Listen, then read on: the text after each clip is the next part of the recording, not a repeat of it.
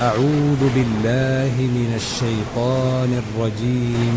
بسم الله الرحمن الرحيم.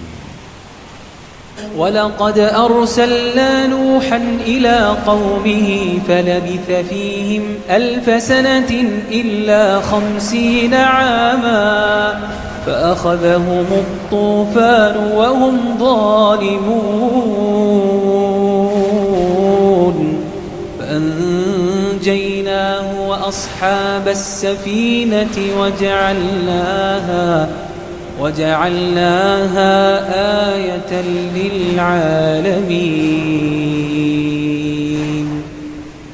وإبراهيم إذ قال لقومه اعبدوا الله واتقوه ذلكم خير لكم إن كنتم تعلمون.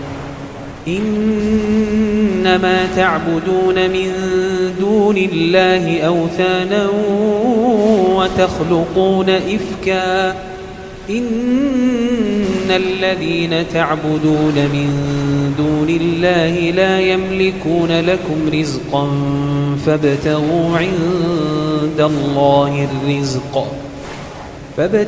عند الله الرزق واعبدوه واشكروا له إليه ترجعون.